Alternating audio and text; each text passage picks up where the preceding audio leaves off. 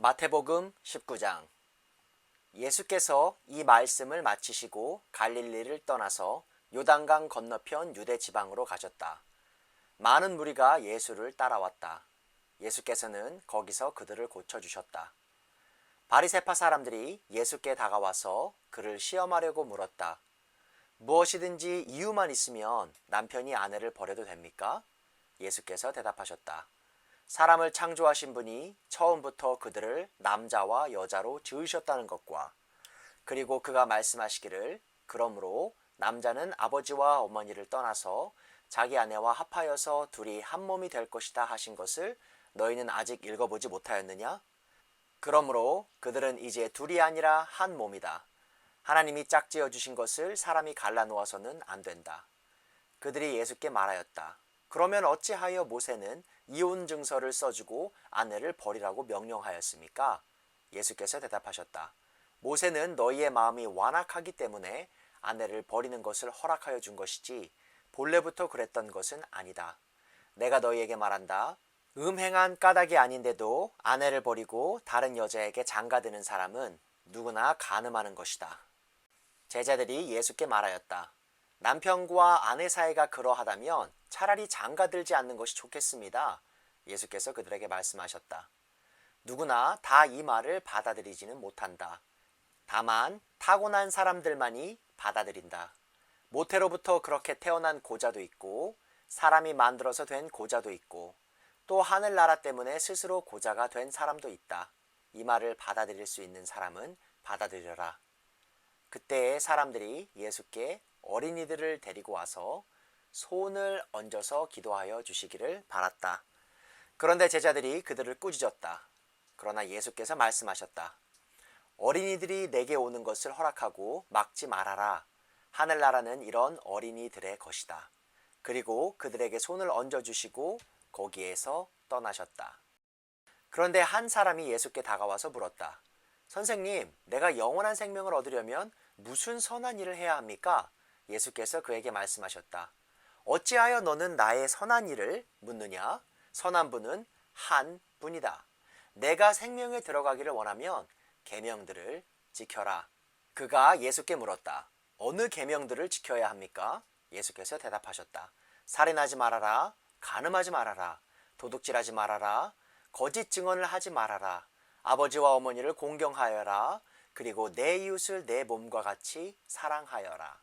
그 젊은이가 예수께 말하였다. 나는 이 모든 것을 다 지켰습니다. 아직도 무엇이 부족합니까? 예수께서 그에게 말씀하셨다. 내가 완전한 사람이 되려고 하면 가서 내 소유를 팔아서 가난한 사람에게 주어라. 그리하면 내가 하늘에서 보화를 차지하게 될 것이다. 그리고 와서 나를 따라라. 그러나 그 젊은이는 이 말씀을 듣고 근심을 하면서 떠나갔다. 그에게는 재산이 많았기 때문이다. 예수께서 제자들에게 말씀하셨다. 내가 진정으로 너희에게 말한다. 부자는 하늘나라에 들어가기가 어렵다. 내가 다시 너희에게 말한다. 부자가 하나님 나라에 들어가는 것보다 낙타가 바늘귀로 지나가는 것이 더 쉽다. 제자들이 이 말씀을 듣고 깜짝 놀라서 말하였다. 그러면 누가 구원을 얻을 수 있습니까? 예수께서 그들을 눈여겨보시고 말씀하셨다. 사람은 이 일을 할 수 없으나 하나님은 무슨 일이나 다 하실 수 있다. 이 말씀을 듣고 베드로가 예수께 말하였다. 보십시오. 우리는 모든 것을 버리고 선생님을 따랐습니다. 그러니 우리가 무엇을 받겠습니까? 예수께서 그들에게 말씀하셨다. 내가 진정으로 너에게 말한다. 새 세상에서 인자가 자기의 영광스러운 보좌에 앉을 때에 나를 따라온 너희도 12 보좌에 앉아서 이스라엘 12지파를 심판할 것이다. 내 이름을 위하여 집이나 형제나 자매나 아버지나 어머니나 자식이나 땅을 버린 사람은 100배나 받을 것이요 또 영원한 생명을 물려받을 것이다. 그러나 첫째가 된 사람들이 꼴찌가 되고 꼴찌가 된 사람들이 첫째가 되는 경우가 많을 것이다. 마태복음 20장.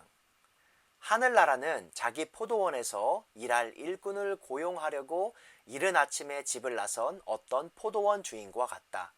그는 품삯을 하루에 한 데나리온으로 일꾼들과 합의하고 그들을 자기 포도원으로 보냈다. 그리고서 9시쯤에 나가서 보니 사람들이 장터에 빈둥거리며 서 있었다. 그는 그들에게 말하기를 여러분도 포도원에 가서 일을 하십시오.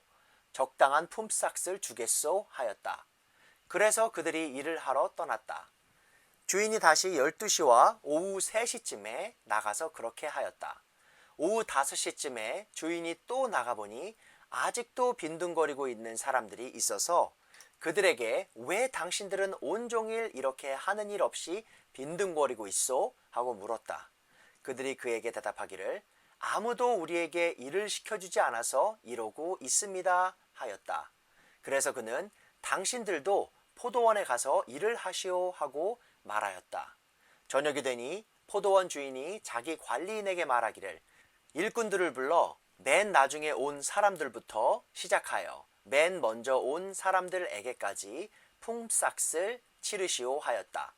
오후 5시쯤부터 일을 한 일꾼들이 와서 한 데나리온씩을 받았다. 그런데 맨 처음에 와서 일을 한 사람들은 은근히 좀 더 받으려니 하고 생각하였는데 그들도 한 데나리온씩을 받았다. 그들은 받고 나서 주인에게 투덜거리며 말하였다. 마지막에 온 이 사람들은 1시간밖에 일하지 않았는데도 찌는 더위 속에서 온종일 수고한 우리들과 똑같이 대우하였습니다. 그러자 주인이 그들 가운데 한 사람에게 말하기를 이보시오. 나는 당신을 부당하게 대한 것이 아니오. 당신은 나와 한 데나리온으로 합의하지 않았소? 당신의 품삯이나 받아가지고 돌아가시오. 당신에게 주는 것과 꼭 같이 이 마지막 사람에게 주는 것이 내 뜻이오. 내 것을 가지고 내 뜻대로 할 수 없다는 말이오. 내가 후하기 때문에 그것이 당신 눈에 거슬리오? 하였다. 이와 같이 꼴찌들이 첫째가 되고 첫째들이 꼴찌가 될 것이다. 예수께서 예루살렘으로 올라가시면서 12제자를 따로 곁에 불러 놓으시고 길에서 그들에게 말씀하셨다. 보아라, 우리는 지금 예루살렘으로 올라가고 있다. 인자가 대제사장들과 율법학자들에게 넘겨질 것이다. 그들은 그에게 사형을 선고할 것이며 그를 이방 사람들에게 넘겨주어서 조롱하고 채찍질하고 십자가에 달아서 죽게 할 것이다. 그러나 그는 사흘째 되는 날에 살아날 것이다. 그때에 세베대의 아들들의 어머니가 아들들과 함께 예수께 다가와서 절하며 무엇인가를 청하였다. 예수께서 그 여자에게 물으셨다. 무엇을 원하십니까? 여자가 대답하였다. 나의 이 두 아들을 선생님의 나라에서 하나는 선생님의 오른쪽에 하나는 선생님의 왼쪽에 앉게 해주십시오. 예수께서 대답하셨다. 너희는 너희가 구하는 것이 무엇인지도 모르고 있다. 내가 마시려는 잔을 너희가 마실 수 있겠느냐? 그들이 대답하였다. 마실 수 있습니다. 예수께서 그들에게 말씀하셨다. 정말로 너희는 나의 잔을 마실 것이다. 그러나 나의 오른쪽과 왼쪽에 앉히는 그 일은 내가 할 수 있는 것이 아니다. 그 자리는 내 아버지께서 정해놓으신 사람들에게 돌아갈 것이다. 10 제자가 이 말을 듣고 그 두 형제에게 분개하였다. 예수께서는 그들을 곁에 불러놓고 말씀하셨다. 너희가 아는 대로 이방 민족들의 통치자들은 백성을 마구 내려누르고 고관들은 백성에게 세도를 부린다. 그러나 너희끼리는 그렇게 해서는 안 된다. 너희 가운데서 위대하게 되고자 하는 사람은 누구든지 너희를 섬기는 사람이 되어야 하고 너희 가운데서 으뜸이 되고자 하는 사람은 너희의 종이 되어야 한다. 인자는 섬김을 받으러 온 것이 아니라 섬기러 왔으며 많은 사람을 위하여 자기 목숨을 몸값으로 치러 주려고 왔다. 그들이 여리고를 떠날 때에 큰 무리가 예수를 따라왔다. 그런데 눈먼 사람 둘이 길가에 앉아 있다가 예수께서 지나가신다는 말을 듣고 큰 소리로 외쳤다. 다윗의 자손이신 주님, 우리를 불쌍히 여겨 주십시오.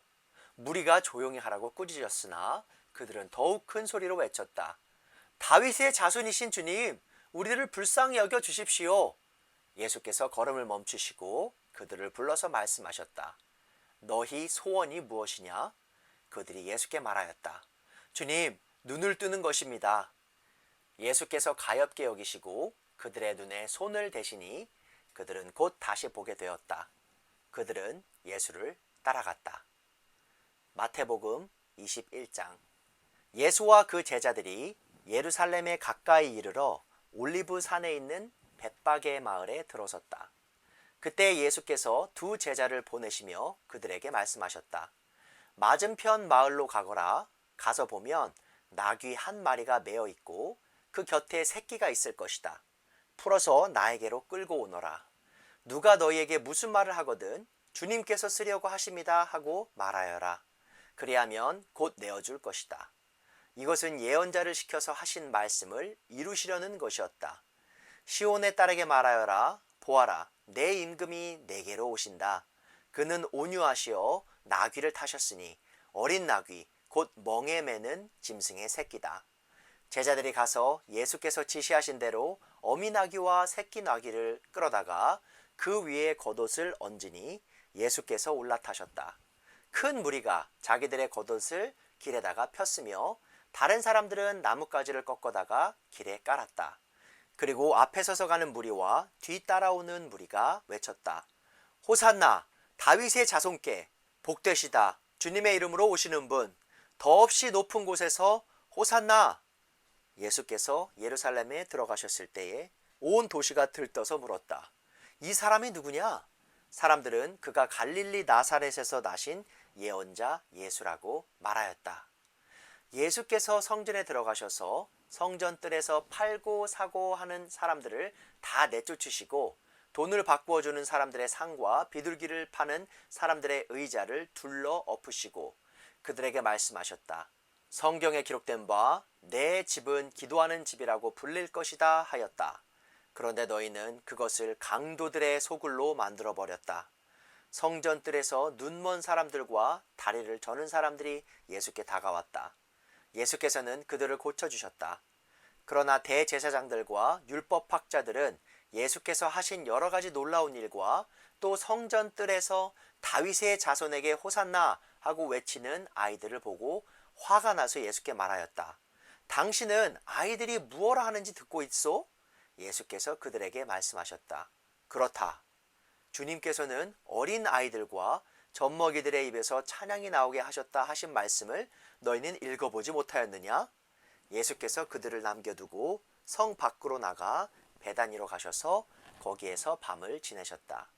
새벽에 성 안으로 들어오시는데 예수께서는 시장하셨다. 마침 길가에 있는 무화과 나무 한 그루를 보시고 그 나무로 가셨으나 잎사귀 밖에는 아무것도 없으므로 그 나무에게 말씀하셨다. 이제부터 너는 영원히 열매를 맺지 못할 것이다. 그러자 무화과 나무가 곧 말라 버렸다. 제자들은 이것을 보고 놀라서 말하였다. 무화과 나무가 어떻게 그렇게 당장 말라버렸을까? 예수께서 그들에게 말씀하셨다. 내가 진정으로 너에게 말한다. 너희가 믿고 의심하지 않으면 이 무화과 나무의 한 일을 너희도 할 수 있을 뿐 아니라 이 산더러 들려서 바다에 빠져라 하고 말해도 그렇게 될 것이다. 또 너희가 기도할 때에 이루어질 것을 믿으면서 구하는 것은 무엇이든지 다 받을 것이다. 예수께서 성전에 들어가서 가르치고 계실 때에 대제사장들과 백성의 장로들이 다가와서 말하였다. 당신은 무슨 권한으로 이런 일을 하시오? 누가 당신에게 이런 권한을 주었소? 예수께서 그들에게 이렇게 대답하셨다.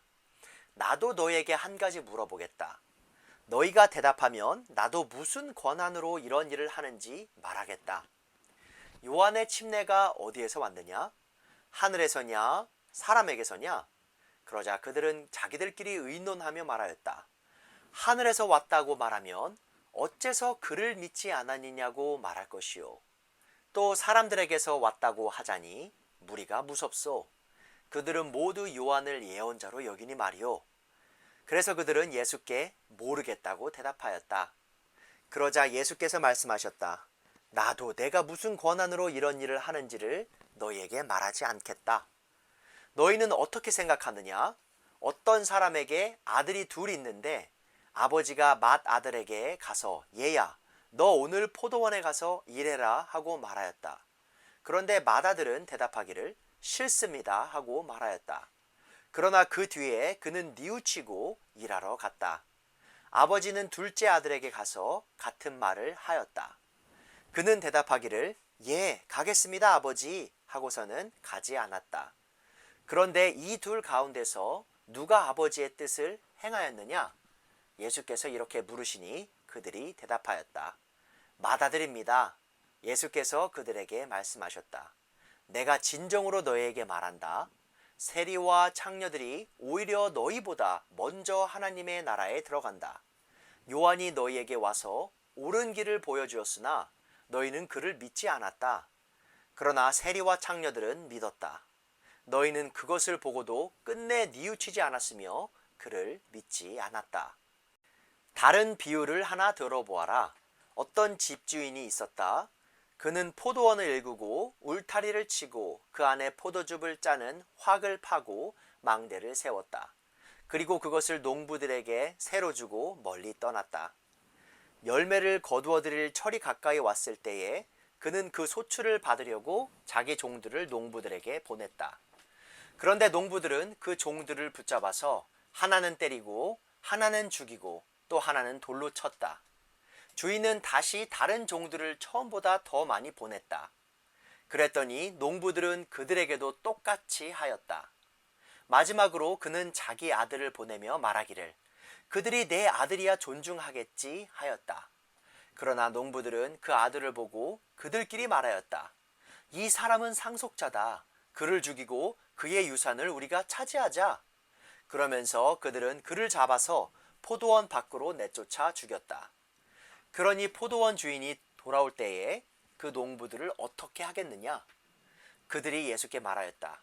그 악한 자들을 가차없이 죽이고 제때에 소출을 바칠 다른 농부들에게 포도원을 맡길 것입니다.